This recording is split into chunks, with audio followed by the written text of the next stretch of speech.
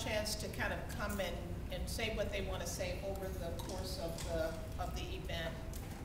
And we'll get, kind of do an open mic if people want to speak. But I just wanted to take this opportunity because I think we have enough people here who are under 35 that we need to explain some things to. Okay? I was having breakfast this morning with another woman of a certain age. You haven't heard of that, have you? The women of a certain age? Okay, and we were reminding ourselves what it was like, what it used to be like for us as young women professionals. When I first started teaching at the university, I wanted to get a credit card, and somebody told me I had to get my father's signature in order to get a credit card. We weren't allowed as women basically to sign for ourselves. I was single, I was making more money than he was, but that didn't matter as a faculty member. I had to get a man to sign my form to get a credit card. And so I said, we need to tell these stories to our daughters and our friends because we have to remind ourselves from which we have come and essentially how far we have traveled. Jimmy's story is really very much tied to the AAAS story. And this led and continues to lead, and AAAS really led and continues to lead the scientific community in terms of access. AAAS policies led to accessible hotels before there was a law. People don't realize that when we had our first annual accessible meeting in 1976, there was no law that meant that you could get into a hotel and it be accessible. And so, because we insisted on accessibility, the hotel was accessible. That's the only reason. And in a lot of cases where people would travel around, the cities that they went into that they could find accessible hotels were because AAAS had been there with this annual meeting and made the hotel accessible. AAAS programs focused on abilities, not disabilities. And I had written this a long time ago, and I said, okay, Yolanda always tells me if you use your own words, it's not plagiarism, okay? And so I decided I'm just going to give it to you. It was, as the series of laws began to require physical and programmatic access to education at kindergarten through 12th grade, that was 1975, and then higher education, 1977, and then public accommodations, transportation, and telecommunications, 1990. The situation for persons with disabilities began to shift, but each step was a struggle. It was not easy. For example, you had to dispel the belief that persons with disabilities couldn't do science and engineering. That was the major reason that the resource directory was done, to basically have existence proofs that were available to folks so that they knew that they could just get that out of their heads. There were people who believed that if you opened up higher education to persons with disabilities, that the quality would plummet. There were people who believed that persons with disability represented safety concerns in the lab. And then there were people who believed but didn't say that persons with disabilities were intellectually incapable of succeeding in such rigorous fields. Those were the kinds of attitudes that were around at that particular time. And I just want us to remember these things. And in many cases, access included whether one could get to the campus, into the building, into the classroom or the laboratory, and into the toilets before being accepted into the program. Lack of access to interpreters for deaf and hearing impaired students, or to readers for the blind or visually impaired and print impaired students were all barriers that had to be overcome. And if you kind of look through the history of AAAS, we kind of like tick those off one at a time. But each challenge was met. The scientists and engineers with disabilities were identified and served as role models, consultants, advisors, and mentors.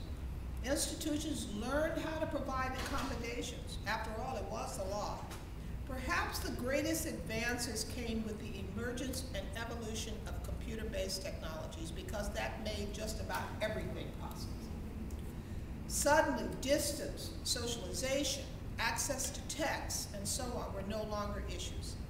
And increasing numbers of students who 30 or even 20 years earlier would have been written off were pursuing education in rigorous fields in science, engineering, and mathematics, The legal requirements, persistent advocacy, and the advent of technology made a lot of this possible. And I think that's one of the things that we really have to remember, and that's really the thing that we advocated for and tried to make happen. As an organization, yes, it's individual people, but if it had not been for the leadership, one right after the other, of supportive leaders, Jenny and Martha would not have been able to do what they did. It would just have been totally impossible. But it's time to lighten up. It's so easy to let these kinds of events get out of hand and become tear fest. So for totally selfish reasons, I want to avoid that, since I don't photograph well with swollen eyes. So I decided to pull out some of the funnier stories about Jenny's time here at AAAS. You can ask her the details later.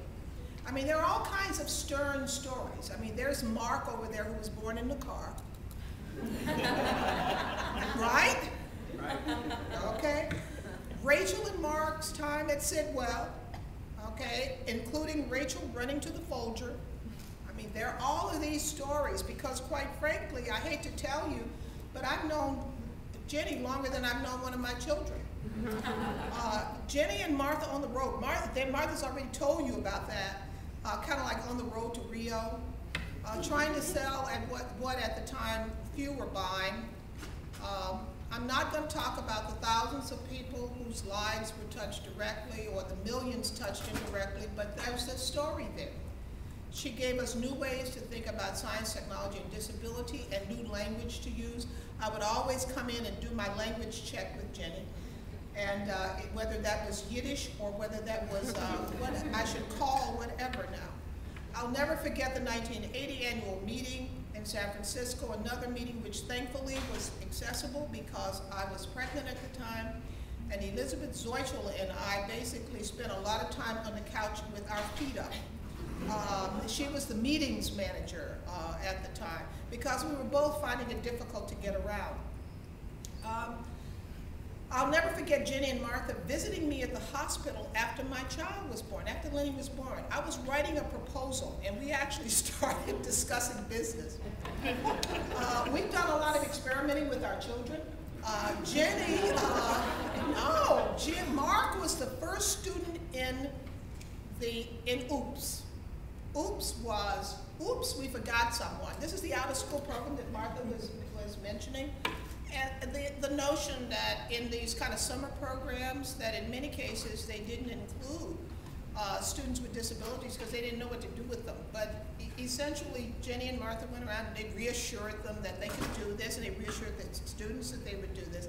And so after Mark's foray into Florida and a summer program, then we basically had the nerve to scale it up and have lots of kids in the program. Then there is the Jenny story called Dresses and Addresses. Ask her about Alan Bromley's presidential address.